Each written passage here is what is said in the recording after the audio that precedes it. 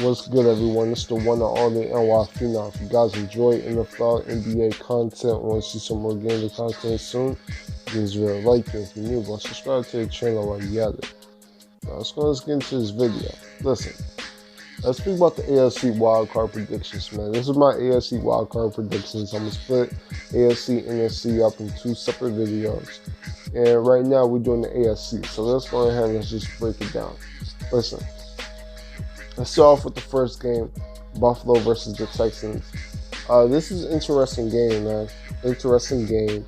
I'm glad that I don't even work that day. I actually don't work a Saturday, which is perfect timing. Perfect timing for the playoffs. So I'll be able to watch this game, watch both of the games. And how I feel about this Buffalo Bills versus Texans game is I think it's going to be a really good game. It might be actually the game of the week. Now, if you ask me, this might be the least important game out the four that's played this weekend because I don't think the Texans and the Bills, neither of these teams are making Super Bowl runs, okay? I like the Bills, but they're a few missing pieces away on the offensive side. Yeah, I'll probably even say they're another star pass rusher on the defensive side too. But, you got young Josh Allen versus the young stud Deshaun Watson. Now, just quarterback-wise, you would pick Deshaun Watson. Watson's a top 10, maybe top 5 quarterback in the league. Josh Allen has improved a bit, but, he still deals with accuracy issues, but, the potential is there. Josh Allen, he has natural talent. I mean, he has an arm like nobody else. He's athletic. Josh Allen has a lot of potential, man. And he's starting to improve a bit, had a few good games, like the Cowboys game. I even think he played pretty well in a few other games before that and after. So, overall, you got some talent there. But overall,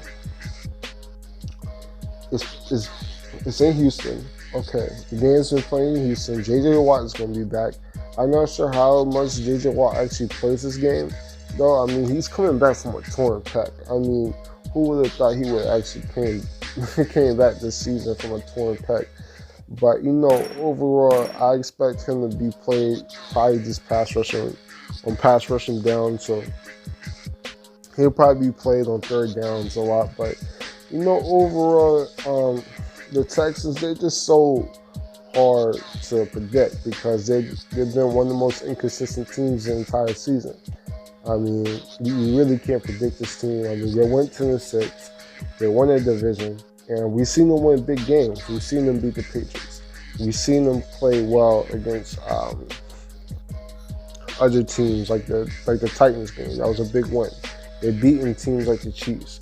The Texans got some big wins, but they also got some big losses. These guys have lost to some pretty bad teams. And we've seen them lose against real contenders like the Ravens and get stumped pretty much, So, overall it's hard to predict this game. The Texans, they struggle in the playoffs this entire decade. They've always been pretty much winning out. So, overall, I think a lot of people are going to go with the Bills. I know the Texans are only 2.5 favorites at home, which for the people who know betting, Vegas is pretty much saying that the Bills are the overall better team. But I'm going to probably go with the Texans. And this is why, man. I think at the end of the day, I think Deshaun Watson is going to come out and have a big game in the playoffs. I know the Bills have a good defense, but I don't think Deshaun Watson is going to have back-to-back, bad playoff games. He struggled against the Colts last year in the first round at home. And I'm pretty sure he's not going to want to do that again. I think Deshaun Watson is going to come out having a huge game. Hopkins can have a huge game too, even though Trey White is going to be on the opposite side. I know Will Fuller is most likely not going to play this game, but now they have Kenny Stills. They had Kenny Stills this year, so I expect him to be that primary deep threat. You got Carlos Hyde, who's been having an awesome season. I think he's going to come out and run the ball pretty well against this Buffalo Bills run defense because Buffalo Bills run defense is kind of inconsistent. It really isn't their strength of their team.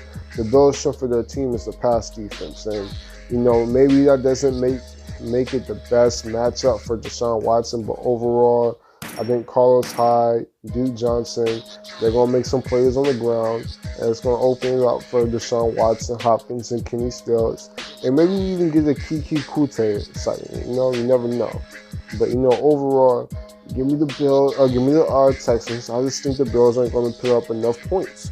And that's no shade to Josh Allen. Like I said, Josh Allen has a lot of talent and a lot of natural talent, and he's been improving. I think his accuracy can improve. I think his football awareness is improving week by week. But right now, at the moment, I just think that the Bills don't have enough firepower to match up with the Houston Texans. And we know about that Texans secondary struggling. But it would take John Brown to have a huge game.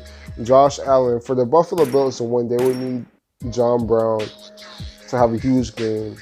Singletary, they will have to have huge games. But we'll see it happen. I expect the Texans home crowd to get loud. We might even see J.J. Watt get a sack. If J.J. Watt gets a sack early in the game, I think the Texans can just build off of momentum like that and just win the game. So I expect the Texans to put up 27 points. I expect it to be 27-17. Give me the Texans. But that's it. That's all. Subscribe to the channel if you're new. I'm the Phenomenal, and I'm out.